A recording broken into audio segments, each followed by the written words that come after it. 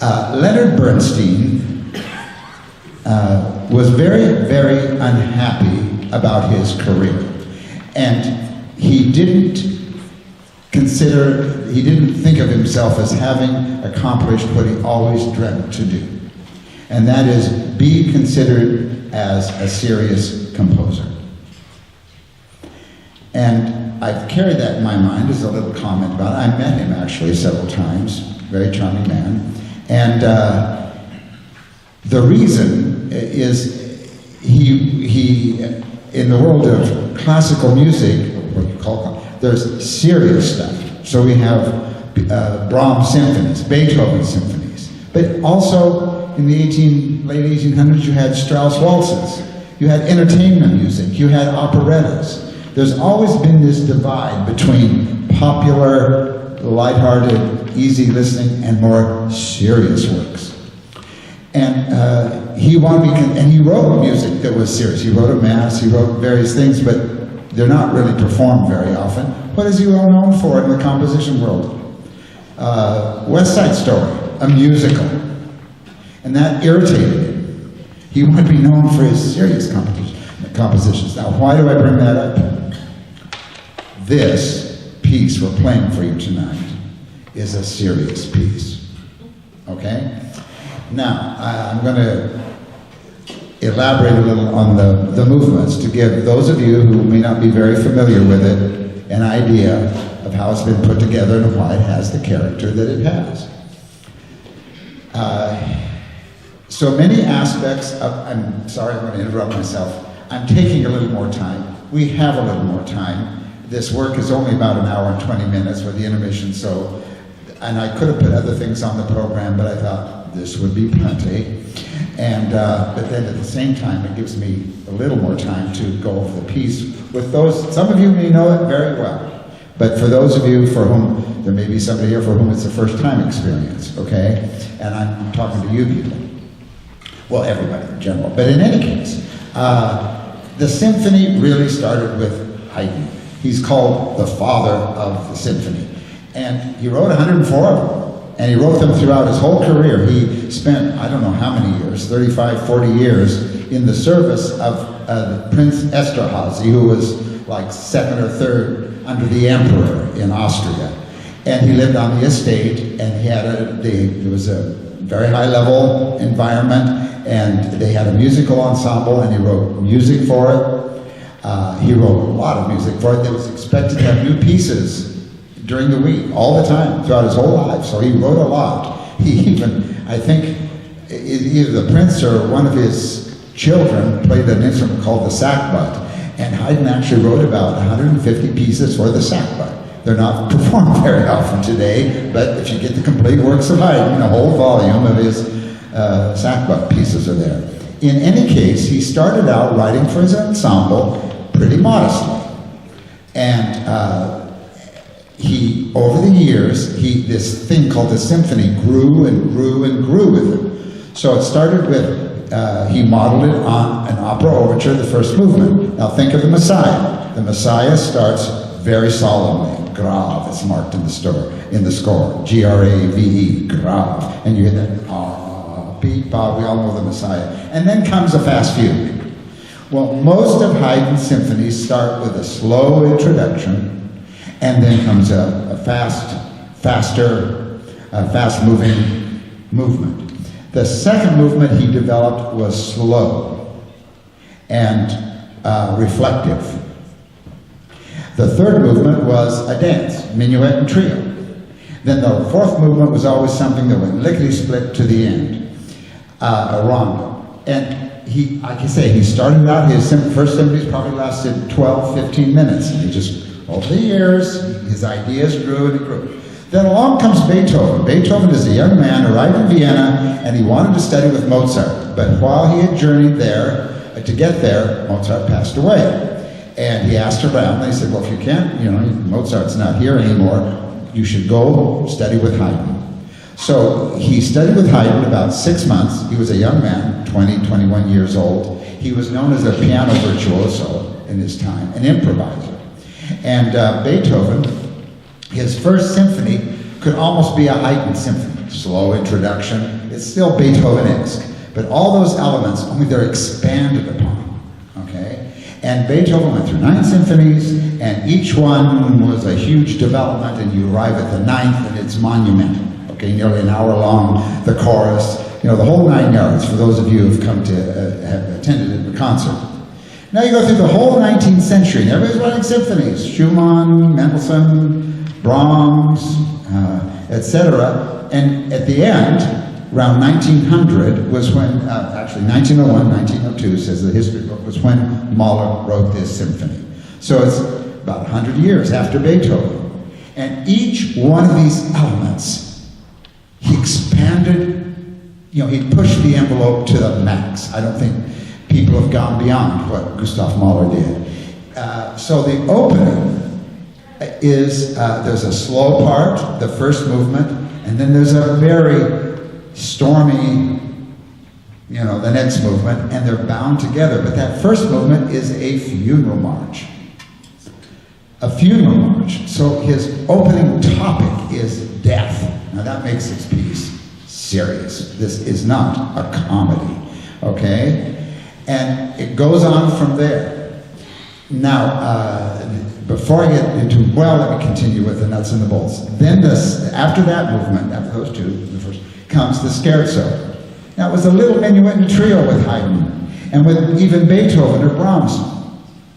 Maybe 8 minutes, 10 minutes.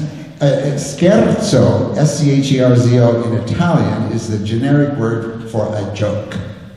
So the composers would put in, and Haydn didn't use it. It was Beethoven that changed it to a scherzo from being a dance, a minuet, and trio. And in the scherzo, you're supposed to put things that for the cognoscenti, the people who really can hear what's going on, you put things in that brings a smile to their face, like, oh, isn't that clever? Like Brahms, in his 4th symphony, in the scherzo, he starts out bombastically, da da da da da da da da da da da, and the whole bombast stops, and the triangle goes ding ding ding ding ding, and you always sort of chuckle again. That's just a little triangle, cuts the thing off, and then of course he goes on. He does other things that just put a little smile on your face, and it lasts, like I say, easily under 10 minutes. The scherzo that Mahler wrote, it lasts over 20 minutes. That's why we make it through and then you get an intermission. Over 20 minutes, and it is structured, and there's a tremendous amount of music in it. Very contrapuntal. And one lady after a concert about 15 years ago, I used that word, came up and said, what are you talking about, contrapuntal? I don't understand. Contrapuntal is linear thinking of music. So when you sing, row, row, row your boat, and you start and somebody else comes in and everybody's independent, that's being contrapuntal, okay? And you will hear he usually has 2 melodies going at once, just overlapping, one on top of the other, and they fit, and then sometimes 3 and sometimes 4. It makes very complex music, but it works. By the way, he studied Bach, about 2 hours every day as a mature composer. He studied Bach because Bach was the king of counterpoint. So in any case, there's a lot of counterpoint in that scherzo. There's waltzes. He threw in everything but the kitchen sink. Then, intermission, then you come back and you're going to hear this slow movement, okay? This slow movement. It is his most famous composition. He wrote it as a love letter to his wife. And after he finished it, he sent it to her. She wasn't where he was when he was writing it. And all she wrote back was said, I understand. I understand. I'll be coming soon. Okay? And it's a very, very, very tender, intimate movement. It was used, Bernstein conducted it at the funeral of Robert Kennedy in St. Patrick's Cathedral in Manhattan. That was the piece that laid Robert Kennedy to rest. If you know the movie Death in Venice, which is a story by Thomas Mann about, well, in the book it's an author, but in the movie it's a composer in Vienna seeking a lost love. And they used the music from this movement for that movie. And every historian that writes about it says this is his most famous composition. Now, after all of that, you come to the last movement. And the last movement is a happy movement. And it reminds me a little bit of Tchaikovsky. It was like Mahler listened, or he knew where you were at, what you were listening to, and now he's got to give you something that's really happy, entertaining, and has a great ending. And Tchaikovsky could do great endings to his symphony, and this last movement is in D major, it's happy, and it builds and builds and builds to a grand, heroic climax.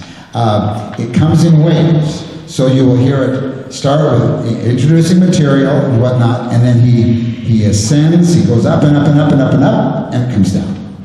Then he goes up again and comes down, and then he repeating very similar material, he takes off and goes up, and now you know sort of how it all goes. He goes up and up and up, and kaboom. And in this hall, it fills it with a lot of sound. We've got a lot of people here. It's when you're young, it's the reason you come to hear the piece. It also does that at the end of the second movement, the end of that first number, that has a heroic ending. So that's sort of the outline of the piece. Now, let me finish by talking about you. You're the audience, and you know, you've heard me say this before, I don't program my favorite pieces. Sometimes people say, why don't you play one of the pieces that's your favorite pieces? Because that's not why we're here. I try to program your favorite pieces. And I know a lot of the repertory, and I try things that we put on the program, things that will in some way answer to a need that you have that brings you to the concert, okay? So we program for you. Now, you have a responsibility. You have to absorb and understand what's going on up here. I think everybody here recognizes that, look at all these people. And they've all got something to do, and every one of them is featured at some point in this work. The score is 250 pages long, and it's considered, everywhere I've read, the critic or the historian ends up saying it's one of the most monumental masterpieces in the whole repertory. Now, there you sit. And I'll repeat the story that maybe some of you haven't told me about. Most people in the orchestra have heard me talk about this. You, the listener, will form judgments. So when we come out afterward and you walk up to me, you'll say, you did it well. You're judging, okay? Well, after a concert in Fontainebleau, the students, it was a concert, we always had a few guest artists from Paris that were higher level musicians and students. About half a dozen of us, 5 or 6, Mademoiselle was in the foyer, and we came over and we said, Mademoiselle, what did you think? Did you think the students played well? What did you think of how the thing went? And she said, that is not the question. The question is, did you penetrate the work? Oh, she put the monkey on our back. Did you understand what was going on? Did you understand?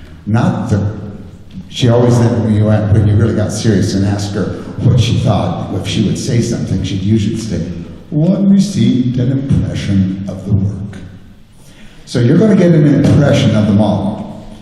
But the question I would ask of you, I always ask this, even on other concerts, I'll say, did you understand what we did? Did you figure out what was going on up here?